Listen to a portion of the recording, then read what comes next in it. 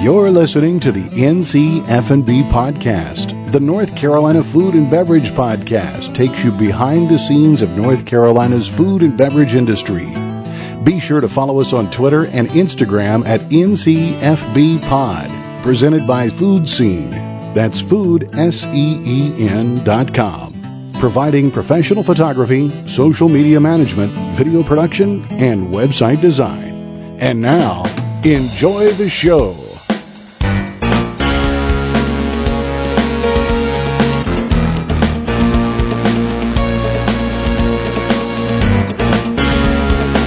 Hello, and thank you for listening to the North Carolina Food and Beverage Podcast. I am your co-host, Max Trujillo. And I am your co-host, Matthew Weiss. And today we will be a podcast talking video.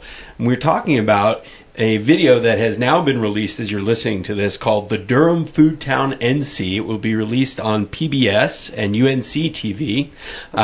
It is a wonderful representation of Durham, a great food town here in North Carolina and in the country. And to talk about it, we have the producer, Ms. Andrea Weigl, making her second appearance on the show. Hello, Andrea. Hello. And joining us, one of the subjects of this beautiful documentary is one Gray Brooks, who also happens to own, in Durham, North Carolina, Jack Tar, the newest, the littler, and of course, everybody's favorite pizza spot, Pizzeria Toro. Hi. Welcome. How are you? He's like the actor, you know. He's like he's the talent. He's the Clooney of this whole thing. Right. For those that haven't listened to every episode of our podcast, you would know that you would remember Andrea from all of the amazing writing that she's done for the News and Observer for many years, and then so you're working now with Markay Media. Markay Media was who essentially produced this whole film. Yeah, it's like a short documentary. It's 26 minutes, I think. Mm-hmm, that's the broadcast time. Mm-hmm. Right. It's featured on PBS, but it's also been broken up into 7 small shorts. So the conceit for it was 24 hours in a food town. So we filmed over the course of 24 hours to show what's happening at 3 a.m. when Phoebe Lawless is in the kitchen preparing bread for her bakery, and what's happening during the lunch rush, and the time in between when restaurants are prepping, and then what happens like in the evening at the end of the day. So we produced this 26-minute documentary for UNC-TV to broadcast, but then PBS Food offered to post it online. And so we broke it up into these what we're calling webisodes. Sure. So that, and it really kind of worked out well because each of the 7 is dictated by a time, and there's often a character.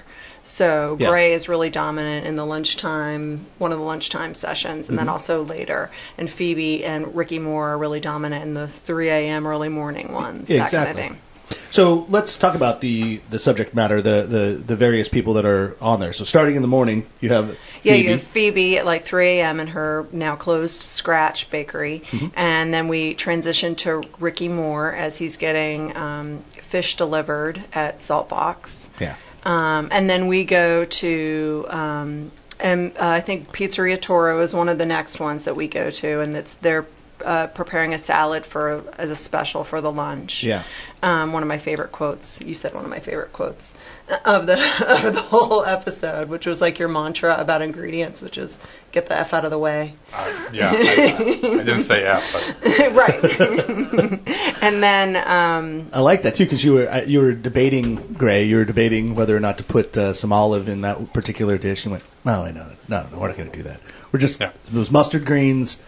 It was anchovy. It was an anchovy vinaigrette. Yeah, it was anchovy. Yeah. And there was a third component. I can't remember now. But the mustard flowers, which were the flowers. The funnest thing about it. Yeah, that was great.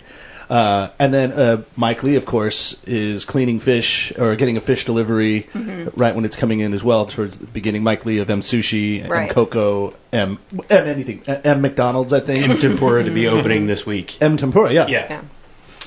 And then, so then as we're still moving through. Yeah, so we go from Gray, we go to Toast. That's right. It's Billy and Kelly Cotter. Cotter. And they tell a really lovely story about working as a husband and wife team in a restaurant. And there's a sequence, I think, that comes, it might be before or after this, where it's the fish deliveries at both Saltbox and M Sushi. Yeah. And it's one of my most my favorite sequences of the film, because it's just in and out between both kitchens and them cutting fish, and it's really gorgeous. Yeah. Right. Well, and even more, I'll give a point to Mike Lee talking about, no expenses spared and basically how expensive this is, but if you want the best, you got to pay for the best. But just knowing him on a personal level and having dealing with him on my day job and the wine job, like, he does not cheap out or frugal about anything. And if you know him, I mean, I've even sent people there that are friends or family, and he absolutely lavishes them with gifts. So it's just so it's such a great moment to show that he spares no expense, but yet gives so generously. Yeah, we filmed with him on the next iteration of A Chef's Life, and he just about killed us. Oh yeah. We went to his house to film with his family cooking, and it was like his nuclear family and then both grandparents, and it was crazy. How much bourbon did you go through? Oh my God! He's not drinking bourbon now, though. Oh, I don't know. At that point, he was, and I couldn't. I had to take an Uber home after filming. Oh yeah. When he had his episode of the NCF&B podcast, he, I think, finished an entire thermos flask of whiskey. Pretty much. So then, as we're still following through, at some point you get to Scott Howell of recently shuttered Nana's as well, and we'll get into those things at some point. Yeah, it was. The point I think was Cynthia Hill, who I work for, is the filmmaker I work for, really likes to tackle things that challenge people's assumptions about X, whether it be farming is not this like Instagram beautiful life. It's very hard, and the restaurant life is very hard. And so I think they were trying to show the beauty of restaurants, but also that it's challenging and difficult, and it takes a lot to make this work. Right. Well, the star of the whole film really is the city of Durham, of course. Right. That's like really what it goes from. And I'd love to talk about the evolution of Durham, because it was once a thriving tobacco town, and of course that industry is completely changed and put on its ear, and so it's now reimagined into this like vibrant food culture. Many of the restaurants that exist now inhabit old tobacco buildings. It's like we've repurposed the city. So maybe, Gray, since you spent a long time in Seattle, I did. Somehow became a Seahawks fan, we discussed earlier, but you were compelled then to come back. So I'd love to know, from your point of view, from someone that was outside of Durham for so long, what brought you back? Why Durham? And why did you decide to make this your place to set up shop? We had always been, Karen and my wife and I had always been, Luce talked about doing something together because, she was a front of the house sort of person. And a couple of things. Number one, the spot where Toro exists, that building, I'd always had for some reason, from back in my high school days, I loved that building. There was an old cafe, diner type place in that building, actually. And just to give our listeners who might not know or might be listening from outside the triangle, the Pizzeria Toro exists on this unique intersection where Chapel Hill. Yeah, it's called 5 Points. So Chapel Hill Street, Main Street, and this little Morris Street comes there. So we're right there in the corner. And I love this building. And then I just randomly on one trip home was talking to my mom. We're driving around. I was like, if something ever happens in that building, I'd love to have a chance to be part of it. And she ran into the architect who at a party, Scott Harmon from CSA, and he overheard him talking, but she didn't know him. Overheard him talking about this building, and she was like, "That building?" She was like, "My son hates you. He's always want to do something in that building." And Scott said, "Don't tell him not to hate me. Tell him to call me." Yeah. And I don't think you said hate. Wild. I didn't know that story. That's the whole deal. And so we got in touch and started talking about the building. And I flew out and we looked at it and lucked out. We were the first ones in, really. I think Pops actually had an agreement, but they were more just agreeing just to help Scott secure the building. So we had our sort of, it was like we had our pick of the litter in terms of the layout. So we took that sort of wraparound space to have a separate bar. That's an excellent location. We love the location. We love the space, and the building's depending on who you ask, either the oldest or second oldest building in downtown Durham. So that's kind of cool. And your mom was excited because she got you got a boy back home. She was excited, and as part of it, and this tied into that, was there was a trip home about a year and a half before that, before we were pregnant, and we were at home. We were getting ready to leave, and we were actually having brunch. The morning our flight was leaving with my mom and my nephew and niece and a couple of friends at Parker and Otis, and we're out there on that amazing big sort of old Veranda deck they have, yeah. And my nephew and niece were there, and they were at the time like 5 and 6, and they were running. There were people there with their dogs, and they would walk up and they were petting dogs and talking to people, and I watched them moving around, and I thought about it. And I was thinking about Seattle, and I love Seattle. I really do. I was there a long time. I'll always have a soft spot for that place. But there's this. The people there are sort of closed in a certain way. I feel like a lot of it has to do with the weather and being up in the corner, and you learn to sort of move with blinders on, head down. Yeah, and I really felt like so much of who you are. Like we try as parents. I think you guys have kids. Like to do as much as you can to shape your kid to the person they're going to be. But I think we're kidding ourselves in terms of how much we can really do that.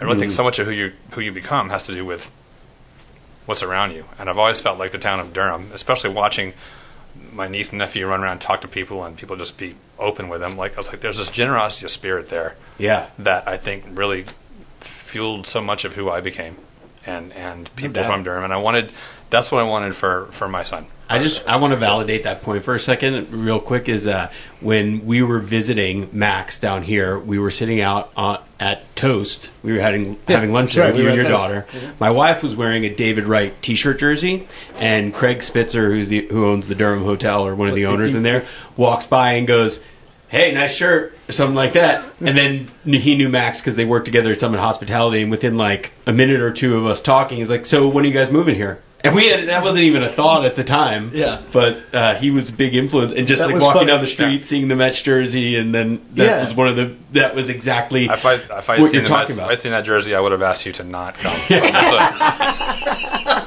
I like this guy. I do feel that way. I feel like whenever I leave the South, now that I've been here for 20 years, when I go to New York or bigger cities, like people don't make eye contact. Yeah. Oh yeah. People just you feel like a freak smiling at me. It's completely true, and I feel like that's why I wanted that. I want to be around that. I wanted my kid to grow up. I also wanted him to grow up in some place where he could actually get physically in the ocean because it's a lot of fun, and you can't do that on the left coast. Like the beaches in Los Angeles, because that's where I'm from. Like they're beautiful, but they're cold and they're intense. Like they're really scary. If you go at the wrong time of day, you can't get in the water. But at least they're scary. In the P&W, they're a death sentence. Oh, I imagine. You're just gonna, if you go in, you're like, well, this is it. I'm just gonna go. I've been nice knowing you guys, but I'm going in that water right now. This episode not brought to you by Visit Seattle. Wait, the P&W. Pacific Northwest. PNW. Yeah. Okay. But you mean like because of the wave intensity? Because of the wave intensity and cold they're freezing, and there's not even warm sun to warm you up when you come out. It was the strangest thing. You go to beach towns out there and it's so weird because it's like you go to these amazing little picturesque little beach towns in July and it's cold. There's nobody there. Yeah. And it's like the people who first came here, however many decades ago, didn't understand.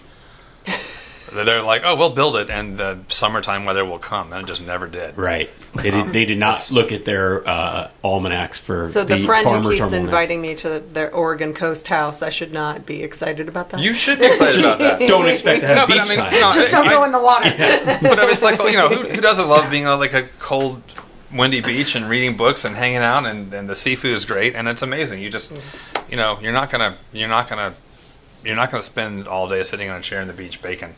Right. The way you do here. Yeah. So, that's a pretty good answer of why we chose Durham and why you guys chose Durham. Obviously, Cynthia Hill, one of the founders of Markay Media, is based in Durham as well now. So we have this great story. One other question. Is this a one-time thing, or do you guys plan to feature other cities? You're going to do more of Durham? So the idea is it's not a one-time thing. Okay. And kind of how this happened was it was a partnership with the Durham CVB. Right. They kind of came to Cynthia and said, we like what you do. We'd like you to do something about Durham. So they, provided funding for it. And then it was us kind of doing it and then finding a home for it. Yeah. And so the idea is now that we have one, let's go talk to other cities and see what they have to say. So I'm part of that quest, and we're going to see where we go.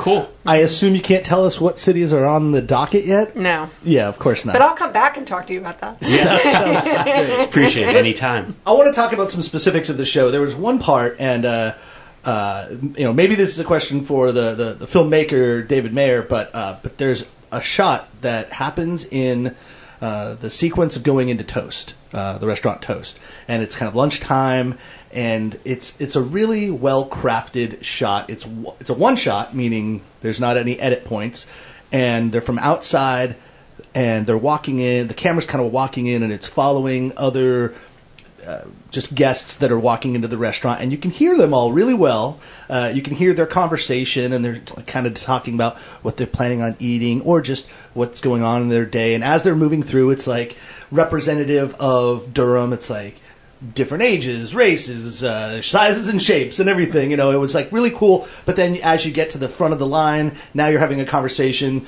with Kelly Cotter, one of the owners of the restaurant. But I love this one sequence because it really did feel like I was there right down at that moment. But I want to know, how was that shot and how was that done? Because how do you have microphones on everybody, and how did you get the technical aspect of that shot accomplished? Because the other really is there's like a skateboarder in that scene. Yeah. He's like following a skateboarder, and then they go into the restaurant. It's a really elaborate scene. Mm-hmm. I doubt they mic'd everybody. Just knowing what I know from working on A Chef's Life. Yeah. Kelly was probably mic'd, Billy was probably mic'd, and then I'm sure they just used a boom. Cynthia does most of the sound. Yeah, when Cynthia was on the show, we talked to her about how sometimes, very often, she'll hold the boom mic on set. Yeah. She does the sound. She directs while doing the sound. That's her. It's just from being a frugal documentary filmmaker, like do it all. Yeah. So, and when they were doing the NASCAR series that they did called Road to Race Day, you can't. It's so loud, you can't give direction verbally to people, and so one of the crew chiefs is like, "You're directing them with your eyebrows," and she was getting Rex and Josh and David to like move and get that conversation or go over there with her eyebrows. Wow, it's really neat to see her work. Well, it's total kudos to her because that was a phenomenal scene. So I encourage you all when you're watching it, just be aware of that one scene, and it's really amazing. Yeah, I have a question about that scene actually. Mm-hmm. What happened? Where did Phoebe go? You mean if she comes in? Like we follow her in, and then they come back down. And I was like, Phoebe just vanished. I can't answer that. I don't know.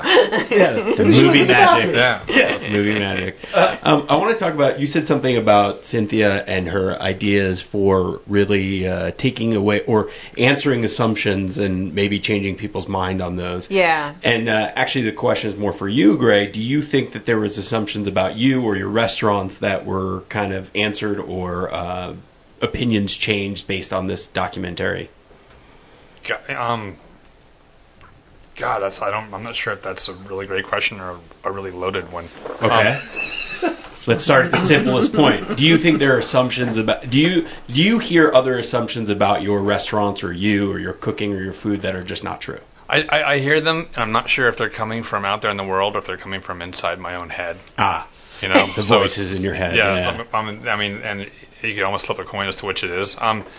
It's funny, like you didn't know, one of the things I really wonder oftentimes about us as I wonder how many, my concern's always that we would be sort of seen as like carpetbaggers, for lack of a better term, of which there are plenty in Durham and places like that, obviously. But it's. But isn't almost everybody? I mean, not almost everybody, but a significant amount of the population. In a sense, yeah. But the fact that I was actually, it's weird. I'm pretty sure that it's funny that we're both in it. I think, to my knowledge, the only two sort of native chefs in town working are, as far as I know, are myself and Billy.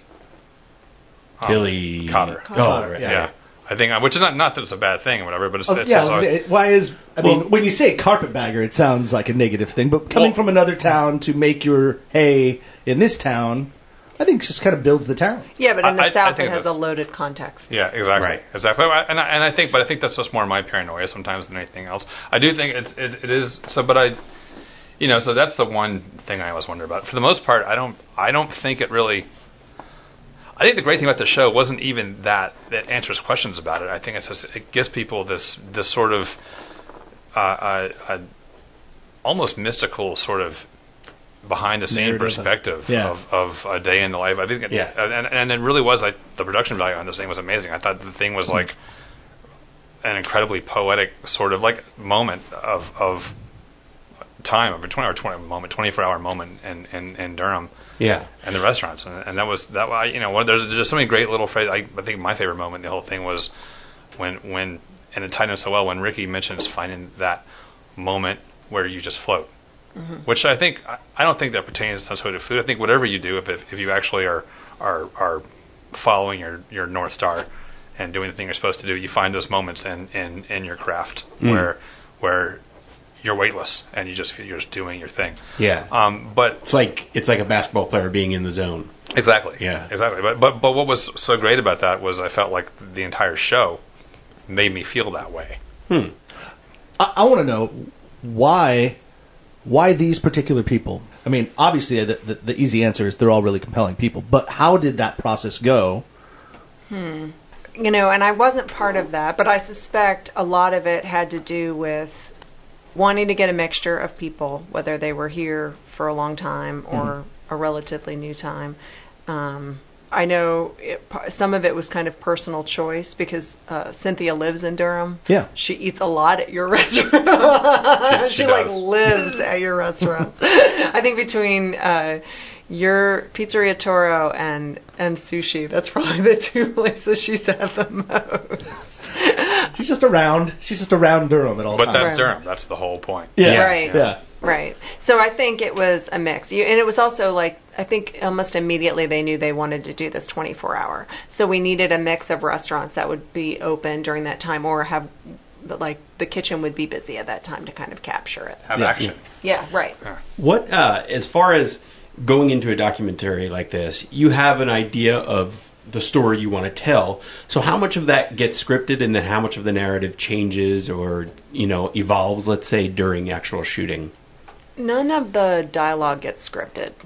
Sure. Right. So, but I mean, you're asking questions to kind of get at the stories you want to get at, and then hopefully you find moments that kind of complement that, like Ricky out, in his front yard, kind of having this quiet moment that parallels the language that he talked about, or hearing the story earlier from you about how you and Kara ended up in Durham, and then having her kind of repeat that at Littler later, that felt really organic. So, that's how you kind of work it. Yeah, and then a lot of obviously piecing that together in the editing room to make it seamless. Yes. Yeah, it was a day in the life. So this whole thing was filmed in a day? Is that right? Yeah. I wish. 30 a weekend. We'll knock it out this weekend. No, but production probably started a couple of years back, right? Or well, so I joined Markay a year and a half ago, like in February of 2017, and they had already done some filming. And there was some filming left to do. I know the Nana steak stuff happened afterwards, and then we went back to kind of re-record some audio. Like we hadn't really gotten like the language or the voiceover that we needed to match the image that we had gotten. So there was a little bit of that one-on-one interviews to get the narrative out. Yeah. Right, and so or just to get what I often found as a reporter, and you guys have probably found, is that like the third time you ask the question, it gets more succinct. And you find that when we do filming on A Chef's Life, like we get Vivian to ask the question slightly different in several scenarios, and it's often if you're working with one person, it gets better the more. It's like they're practicing the first couple times. Yeah, that actually is. I never thought about that, but it rings so true. Yeah. So, because you formulate your thought, then you get out some more details, and then you bring it all together, and the third time you answer. Right. So let's do this podcast 2 more times. I got a plane to catch at 4:15. I'm sorry. Well, by the third time, it'll be done in like 27 minutes, so it'll be great. It'd be live. It'd be real-time podcast. Exactly. It's funny. To me, the voiceover was such a key part. Like, I feel like, in a funny way, watching this, and if I could have been neutral at all when I watched it, this was one of the few shows I've seen recently that I would watch one time and go, I'll watch more of this. Right. And I feel like the only other show recently that food-related show that's had that same effect were the Bourdain shows. Oh yeah. And I feel like, sadly, this cut would have been a perfect to me book because it was just like more of a poetic version of that sort of thing.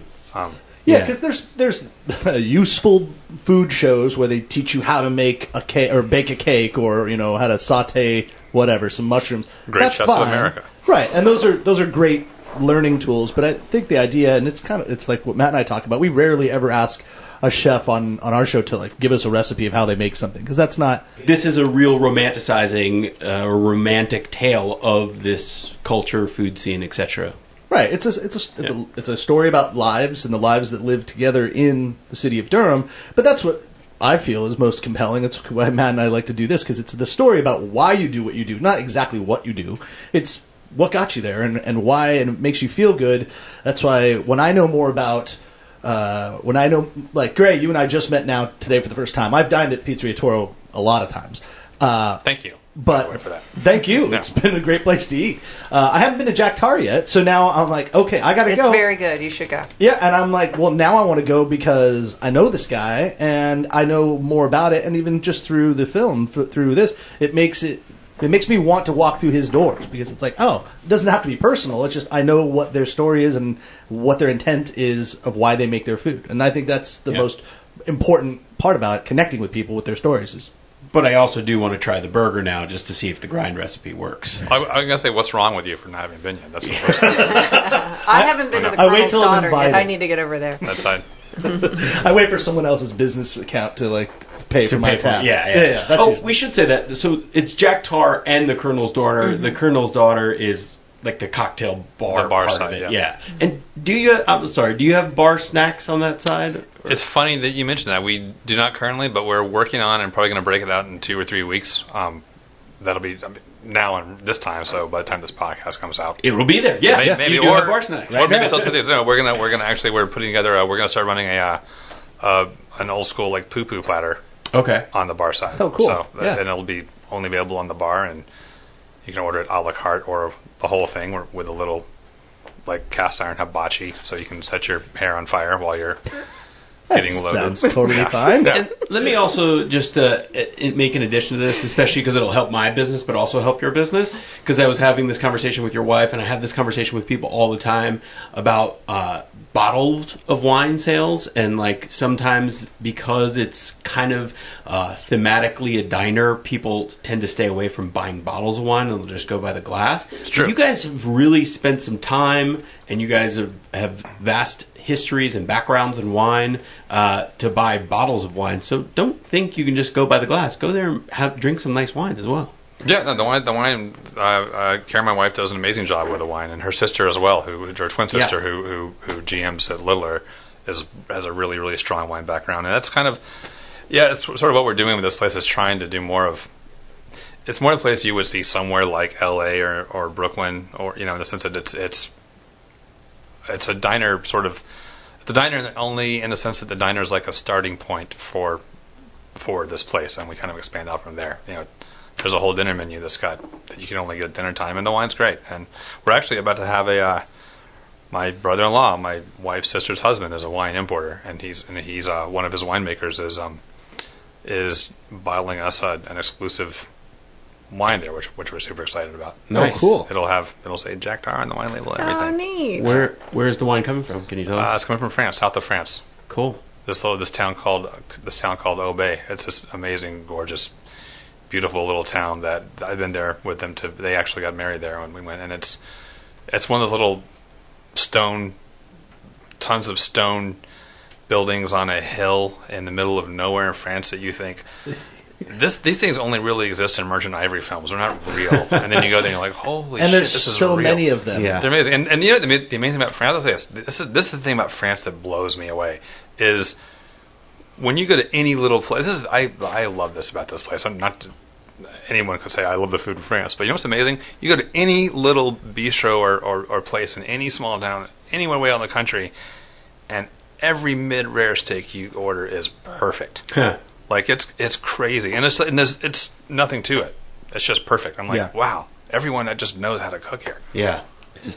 I did get in an argument with the guy in Chateauneuf-du-Pape Those guys are argumentative. That makes sense. They can't figure out what grape they want to go with, so they just say 13. He well done our duck breast, and I'm like, dude, what happened? He's He like, must have not been what? from France. I know, but anyhow. All right, well, let's talk about. We alluded to it earlier, but I want to know through the process of the release of the film, some of the businesses closed, some of the businesses kind of swapped around. There must have been a conversation in the edit bay when you're lots of conversations doing this. I'm like, how did you? I mean, obviously, I saw at the very end, it had a very succinct way of saying it, like, oh, FYI, some of these businesses don't exist anymore, and this and this and that. So it was eloquently put. But yeah, what was the process like in your heads when you guys were trying to finish this whole piece? Yeah, I mean, I think, we started filming, and then there was just such a long gap between when we were done and when we found a home for it. Mm-hmm. And so, that's just going to happen. Yeah. And given that it was the first one of something new, it's kind of, you're selling something that people aren't familiar with. Right. And so that was bound to happen. And so we kind of talked internally, well, how do we deal with this? We've got to acknowledge that these people are closed and that things have changed. And so we came up with this epilogue at the end to kind of sum it up. Yeah, epilogue. That's a good way to put it.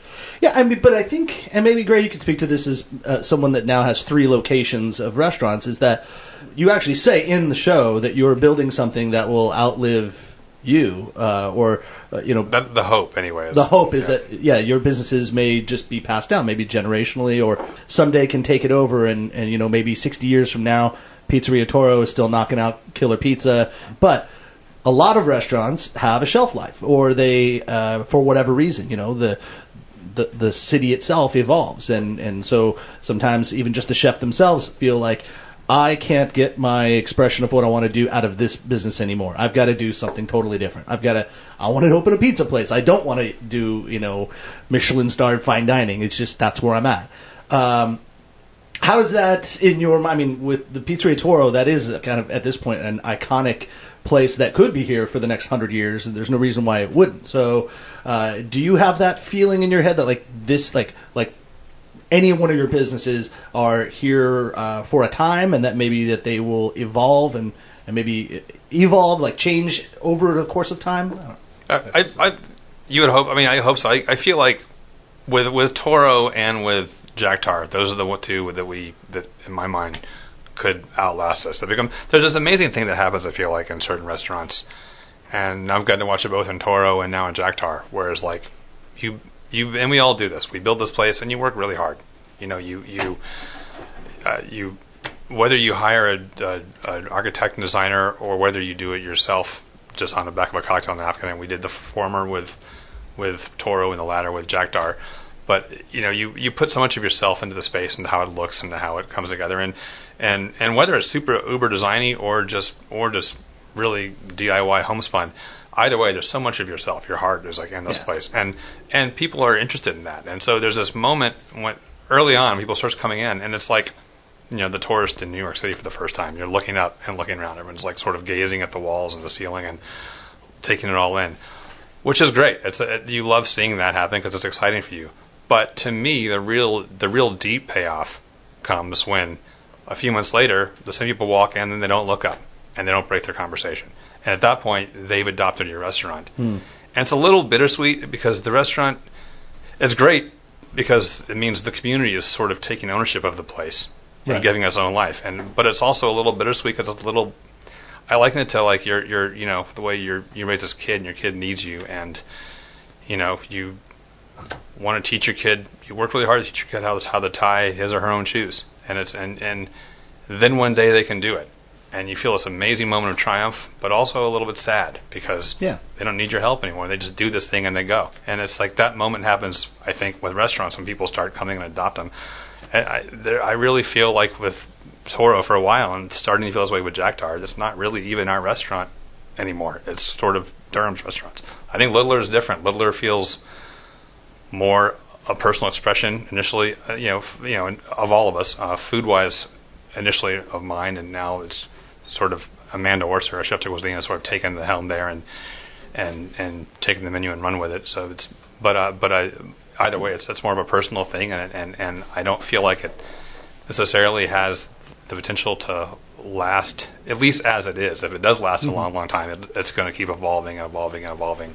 But it'd be probably more like chef-driven, like whoever the chef would be, would be their expression. Yeah, exactly. But, well, and it's funny to tie back to France because there are all these boulangeries and patisseries, and wherever you are, whatever town you're in, they're all the same, they're all different, but they're all kind of the same. They are, but there's still something very personal about them. I felt like with Scratch, Phoebe had that very personal play. I mean, totally very personal place, and that's whereas with I think the Lakewood, that was more of a place that had it happened quickly enough, and I'm personally heartbroken that it didn't. It would have been more built to last. Like that place would have outlived Phoebe. Sure. Whereas Scratch, when Phoebe was done with Scratch, it was going to be done, and that made me sad personally in a way because honestly, Scratch was such a big inspiration for us to come to Durham in terms of that what we were doing could work. Because I feel like in a lot of ways, like even with everything else happening at the time, Revolution was there at the time, Dos Perros. I think the pioneers really downtown were Revolution, Dos Perros, Phoebe with Scratch, Billy and Kelly with Toast, and Andy McGowan with Piedmont. Thank you. But I feel like of all those restaurants, honestly, Scratch was both the most humble, but also the most urban in terms of this person's going to get down here and be like, fuck it, I'm going to do what I do, and I'm going to do it here, and I'm going to do it well. I'm not going to think about what you're expecting. I'm just going to do my thing, and you can come or not. And with Toro, I felt like we weren't that far in that direction as she was, but that was one place that made us think this can work. Like you can do just pizza and don't have to have pasta. Everybody kept saying, like, you're going to do just pizza? I was like, yeah, like you're not going to do. This is weird. You're not going to do like pasta or chicken. I don't know why chicken. Why did chicken get thrown in there? I don't know. But chicken parmesan, was that the intention? Just chicken. They kept saying over and over and over and over. You're not going to do pasta or chicken? I was like, where is this chicken thing? That was what they kept saying. But seeing Scratch work here was kind of like, that was an absolutely pioneering place in Durham. Yeah. In a few ways. One, because of the location being downtown when nothing was happening down there. And secondly, because she was just doing this thing that was meaningful to her. And for that reason, I was incredibly sad to see that place close up even before the Lakewood did. And then Lakewood, tragically closed a month before was it Bon Appetit who gave him the best new restaurant? Yeah, one of the top 10 best new restaurants in the nation. Yeah. So that was a tough sell, I think. And again, it was because it was so pioneering. It was in a neighborhood where there's not a lot happening quite yet, but you can see it coming down. They might have been just a little too ahead of the curve there. Yeah. For it to work. The only thing I would say is I had a conversation with Phoebe before the show aired just to check in with her kind of, and she was like, I wish people would stop coming up to me in the grocery store as if somebody's in my family died. Yeah. So like if you see Phoebe, don't feel like you have to like treat her as if she's... I guess at the same time, though, that's not necessarily... I mean, I understand where she's coming from. That's not necessarily a wrong way to feel about it. Like, when we and Toro had our big fire, I felt the closest thing I could possibly feel to true grief without someone actually dying. Right. I mean, it's brutal. It felt for me, having covered the food scene in the Triangle for a long time, like the end of an era. I think April McGregor shutting down her business in Chapel Hill, and then she was Farmer's Daughter, Pickles, and then Phoebe. I was like, oh, these two women I really admired for what they did. They're not doing it anymore. It felt like an end of an era for me. The part that's so hard, really, for us, like the part was so hard when we had to fight and scratch and claw to get Toro back up, and it's the people, it's the fact that you have these people. Like I'm so proud of our restaurants, and I'm so proud of the food we make and the service we provide and all this. But most of all, like more and more, this is becoming a thing. I'm proud of the jobs that we've made. Yeah, I mean, we have. You alluded to you have over 100, close to 100, a little bit over 100 jobs, and they're living wage jobs, and we have a health insurance program for everybody, and that's awesome. we have paid time off for everybody, and it's fucking hard. I mean, it's people look at restaurants, let me business, like, you guys must be making tons of money, and we're like, well, the business is, but we're not because we're reinvesting. Because the cost of stuff, health insurance is insanely expensive. It's not. It's crazy, but I'm so proud of.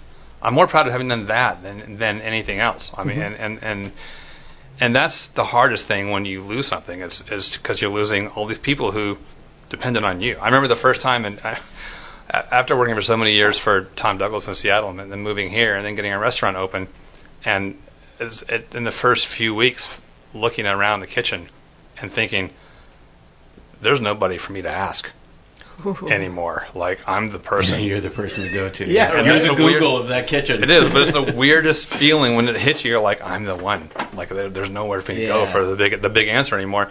And you realize that all these people in ways are depending on you to keep this place going and keep it rolling and everything. And it's an amazing feeling. It's also freaking terrifying. Yeah. It's kind of like being a parent. When you're a parent, yeah. It's just like being a parent. That's why it feels so much like you've lost your, you know. Yeah, your business, no matter what you run, if it's restaurants or not, your business is a part of you. It's an example, it's an expression of you. You put it together, so it means something, you know. It is. But then weirdly, like when Toro was down, and it occurred to me, and we did this series of charity dinners in Durham, and and that was actually such a great thing for us, because it really made me rethink, like, what a restaurant is, because we still had our whole staff. They were all getting paid because we had this insurance that helped pay for them, and then when that ran out, we had enough left over to keep paying them. And we still had our love for what we did and our talent and everything else, and we still had these people, this customer base who loved us and followed us. Yeah. And I was like, we still have a restaurant. It's just we don't have the box. Right. That all goes, but we still have a restaurant. That's how, which led to all these Nick and Rochelle's event space, all these series of dinners we did for charities. But it was just an amazing thing to to stop and go, wait a minute, I need to rethink what it is we're doing, because we're so often it's so easy to think that it's about the building and the space and what happens there, and you realize no, it's really if it really is a community driven and supported restaurant, it's a much deeper thing than just these four walls and a roof. Yeah.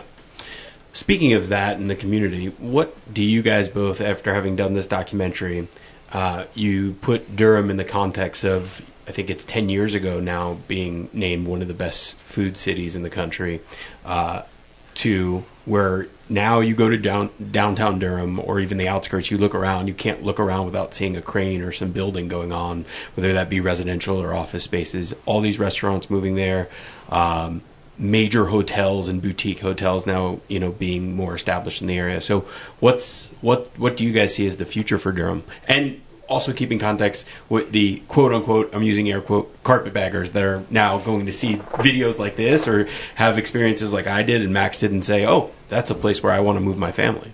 I think there's a big, giant opportunity for Uber and Lyft drivers in Durham.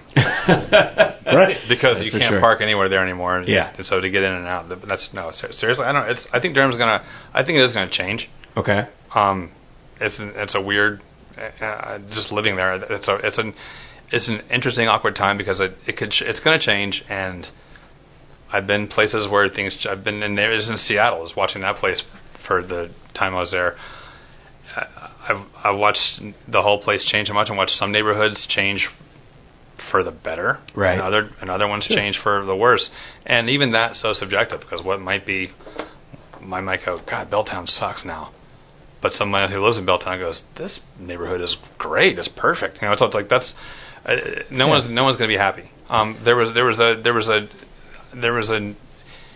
I remember when the Indy did their review of the Lakewood, and it was so much about gentrification and what's happening with it and everything. And there was this weird, I feel like there was almost a point being missed, because having grown up in Durham and growing up much around, like, the Center Theater, which in Lakewood, which is now where the Scrap Exchange is, was as a kid, that's where I saw the Batman movie for the first time, and Herbie the Love Bug. Like, that was our theater. That was every summer we go there and for the matinees as kids. And that there was a Kroger there that was our grocery store. The place where she was this bakery called Davis Bakery, where we'd all go to get birthday cakes that were really dry with really hard brittle frosting, and we loved them, and that was, but so, like, in this funny kind of way, this weird sense that what happens, especially when you settle here as an outsider, is you kind of look at Durham and go, this place is great, and it's easy to feel like this is just how it's always been, but you forget that no, cities and towns and everything the ones that thrive are constantly evolving. And the moment that the Lakewood neighborhood is in right now, for instance, is very, very different than what it was 10 years ago, and very different than what it was 10 years before that, and it's going to be very different in 10 years. Yeah. And so there's going to be plenty that I'm going to be happy about, and plenty that's going to drive me crazy and go, like, we lost this great thing. I remember talking to Sam Poley, who you probably know, and and right outside the farmers market, there's buildings going up. And one of the things I adored about this town when I first moved back here was that there's this weird mashup of like old industrial and urban, but with nature kind of slowly taking back over and creeping in. And there was these amazing lots with these old industrial, big sort of foundry looking craney machines and metal lifting things and stuff with this kudzu and other things growing in and taking over them. I remember walking down the street with Sam one day and going, look at this. I was like, when in 5 years, which was less than 5 years ago, and I was like, and the stuff's not there anymore. I was like, in 5 years, this stuff will be gone, and Durham will have won and lost at the exact same time. Yeah. When that happens. Meaning it loses a little bit of its like original soul, but it wins because it's beautiful, and now it's more people can live here, and the streets are easier to drive up and down. We all love these old buildings, and we want to save them, and we're weirdly lucky in Durham in a sense that when everyone else was raising their downtown areas and getting rid of the old buildings, Durham didn't even have the money to do that. Right. Yeah. So then when buildings were being valued again, suddenly it's like, oh, we have something here now.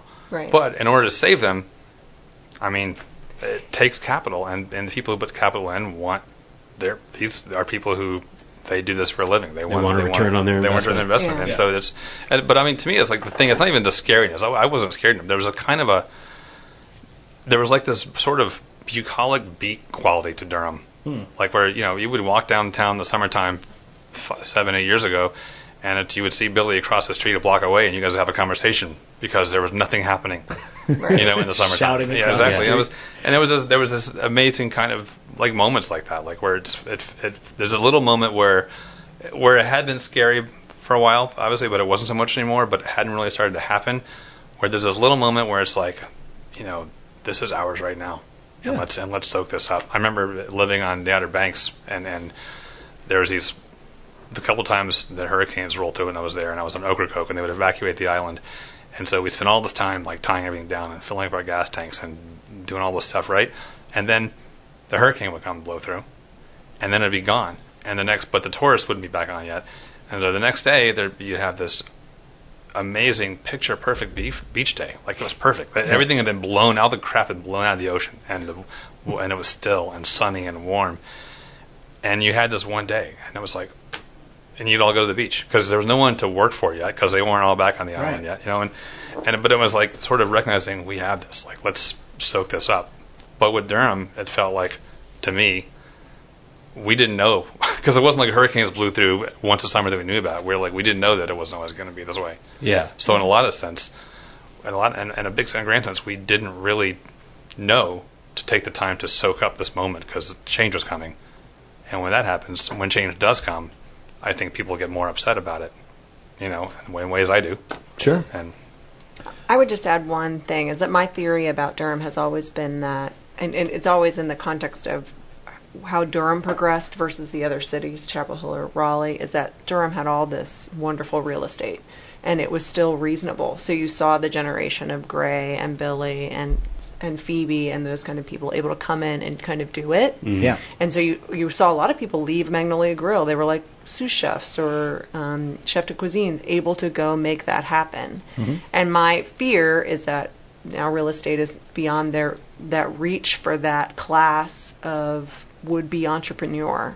You said this on the podcast with us when we interviewed you a year ago about how, it was a year and a half ago, about how there's a time right now in Triangle where line cooks can still open restaurants. Right. Like there's an availability of space, and you can actually do this, but that window will close. Right. And with this film that you guys just made, you're going to popularize Durham. You did it to yourselves. Right. No, but everyone's going to come out here. A bunch of carpetbaggers are going to come in. But, I guess the real true failure, and sorry for me saying this to Olive Garden, but when there's an Olive Garden in downtown Durham, That's where we fail. It's No. sad for them, but I'm saying like when it becomes just the overproduced and like we've got big box stores and all these things in like what is supposed to be a beautiful quaint little town, then I think that's where we lose the sense of self. As long as Durham and as long as like even Raleigh right here, we're downtown, you don't see a lot of big shiny stores everywhere and all that yet. Right, but that's why there was all that angst about the burger joint coming to downtown About Raleigh. which You know, one? The Wahlburgers? Yes. Yeah, Mark Wahlberger. Or That Mark- was the whole. yeah. That was what that debate and turmoil centered around was. Yeah. You know. And Shake Yeah, Shack went chain to restaurant. Charlotte. Right. and they're about to get a second one. And we had the CEO Randy Grudy on, but it's like, but those guys, They're also locally owned in Charlotte. they're locally owned, but they're also doing Franchise. their business in a very socially conscious way. So if you have to open a place that's a big business, at least maybe that business knows what's good for the community, and hopefully they become good partners in the town. Well, yeah, in the same way too. It's like you can't. You look at what Shake Shack's doing, and Danny Meyer is he does this in a more human way on that scale than I think anyone I've ever Yeah. heard of. So I think about them being there and the product they'll put out and the kind of jobs they'll create, Right. which are both great. And I'm like, and to be upset about that, I'd be like, well, I can't root against that, but also root for counterculture and root for Rise Donuts at the same time because they're trying to do the same thing. Right. So Yeah, how exactly. can you be like, we want to colonize you guys, but you guys may not colonize us? Like that's just not a very fair way to approach it. Rise is a perfect example of that argument. Yeah. Right, Yeah. because it has the legs to be like at the same level as Chipotle in 10 years, or something to that level. And you may see a Rise coming to your town soon. But yeah, that's You can only hope, really. right because it's good it's good business. Right. Well, this was awesome. This Yeah. really was a great example of talking about Durham and really gets that conversation started. And I hope anyone here listening feels compelled to watch the show. You got to watch it. It's 26 minutes of your life. You could watch And you it can watch on your little phone. snackable, No.